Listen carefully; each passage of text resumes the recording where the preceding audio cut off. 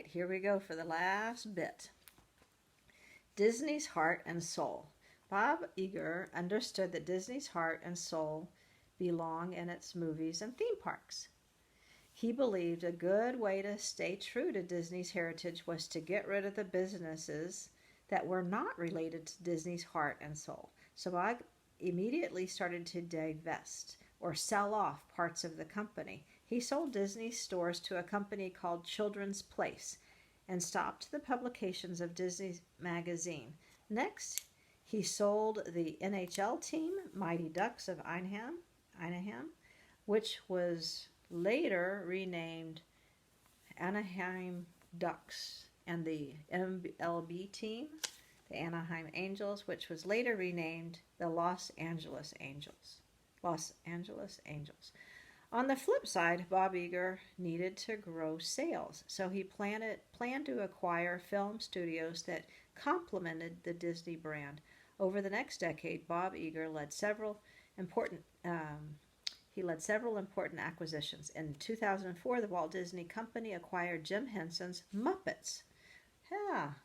After years of partnering together, Disney now owned the rights to well-known characters like Kermit the Frog, Miss Piggy, and Fozzie Bear. In 2006, Disney acquired the animation movie studio Pixar.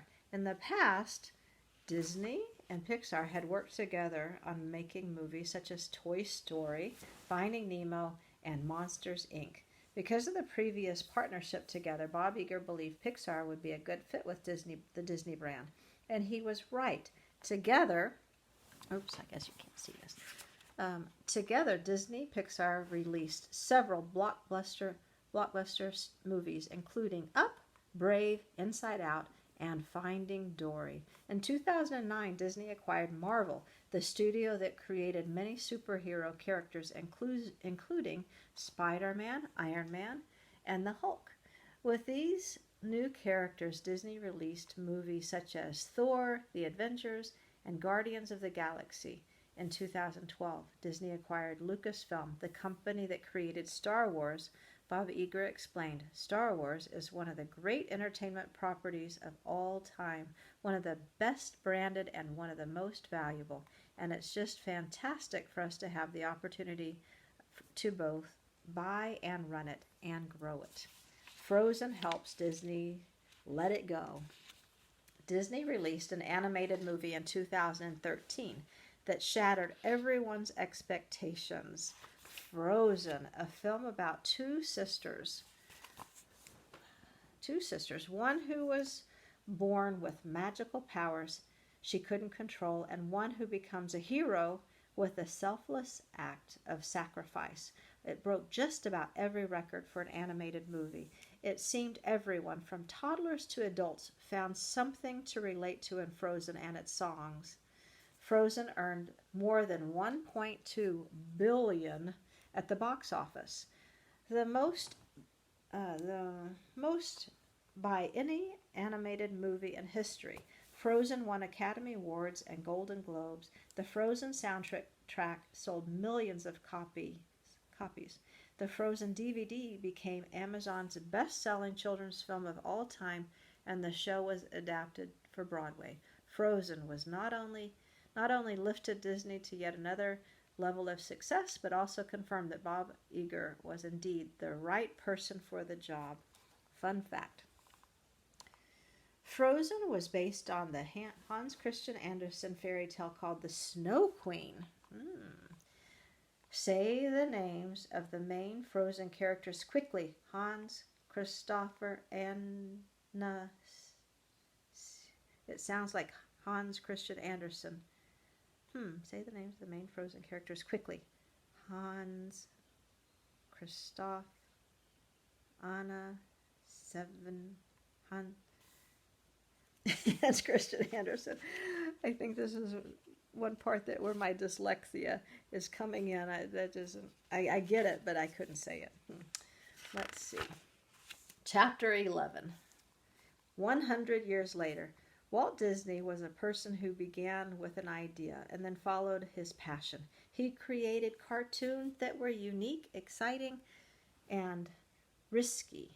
and fun. Walt continued to challenge himself and take risk with innovative ideas. He added sound and color to cartoons even when he was on the verge of losing everything. He created the first full-length cartoon movie, Snow White and the Seven Dwarfs, even when others thought that it would fail. He created the best, cleanest, most magical family amusement park in the world, Disneyland, even when others doubted him. Just before he died, Walt laid out his vision to keep the Walt Disney Company moving forward with the development of Walt Disney World and Epcot. Walt Disney created the Disney brand. A subsequent CEO, Michael Eisner, grew the Walt Disney Company into a multi-billion-dollar company by expanding the Disney brand to new areas like publishing, theater, retail, cruise lines, and real estate, as well as new locations like Europe and Asia. Most recently, CEO Bob Iger, I'm not sure, brought the Walt Disney Company back to its heart and soul by divesting parts of the company that didn't fit with the Disney brand, such as sports teams and clothing.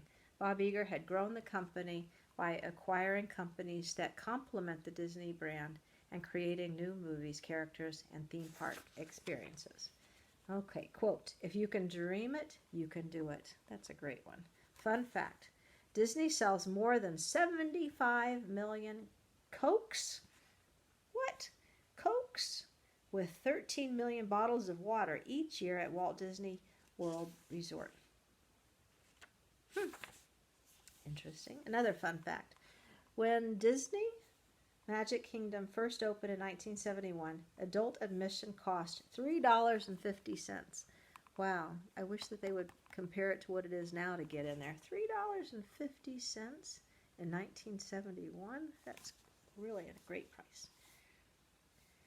Let's see. It has been almost 100 years since Walt and Roy Disney started the Walt Disney Company in 1923. Yep, I guess in 3 more years, that will be 100 years. And it's bigger and better than ever before. The company estimates that altogether, its customers spend 13 billion hours each year interacting with the Disney brand. People around the world spend 10 billion hours watching programs on the Disney Channel, 800 million hours at Disney resorts and theme parks, and more than 1 billion hours watching Disney movies at home, in the theater, or on their mobile devices. Disney is one of the most powerful brands in the world. Everything matters. Despite being so big, the Disney brand continues to feel small and special. Why? Because to the Walt Disney Company, everything is important, from big ideas like buying the Star Wars franchise to the smallest detail like not selling bubble gum at its theme parks. So visitors will never step on chewed up gum. A little picture of chewed up gum. All right, Walt Disney himself had an eye for detail and believed in providing an experience, not a single, and believed in providing an experience, not a single product. Walt thought that products could be easily copied by others, while a magical experience was unique and stayed with a person forever. Take, for example, Walt Disney World Resort. The most magical place on earth is also an example of how Disney considers the impact of everything associated with its brand. As visitors enter the front gates of each theme park, cast members greet them by waving big Mickey Mouse hands and handing out maps, buttons, and stickers, while Disney characters create unique photo opportunities. It's a friendly way to be greeted, but there are additional reasons for their actions. Cast members are purposely distracting the huge crowd so that everyone doesn't rush off to the same big attractions. Meanwhile, the stores on Main Street pump out sweet smells of candy and cinnamon to keep the mood fun and exciting. Oh, they really have thought of everything. The sugary scents also trigger children to ask their parents to buy treats for them. I'm sure your parents love that. Consider the thousands of pounds of garbage produced at Walt Disney World every day, yet it's hard to find a piece of trash anywhere. Not only do cast members make sure that every speck of garbage is picked up, but uh, also the bottoms of the trash cans connect to underground tunnels that suck the garbage away without being noticed. Wow, that is crazy. That way, guests never see a garbage truck or an overflowing garbage can during their visit. Even the street sweepers are trained by Disney's animators to take their simple broom and bucket of water and quietly paint a Goofy or Mickey Mouse in water on the pavement while the guests wait in line. It's a moment of magic that lasts just a few seconds before it evaporates in the hot sun. Fun facts. The part of Walt Disney World's Magic Kingdom that you see built on the second level in the resort. Below where you walk lies an entire community filled with restaurants, kitchens, restrooms, changing rooms, hair salons, makeup studios, secret staircases, even bicycles and golf carts to take cast members from one place to another.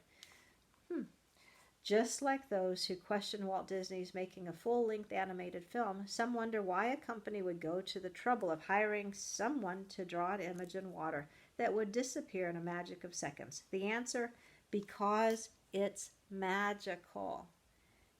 It's a magical experience. It's all part of the Disney brand. Today, the Walt Disney Company truly runs by Walt Disney's words. And this, we're going to end with a quote again.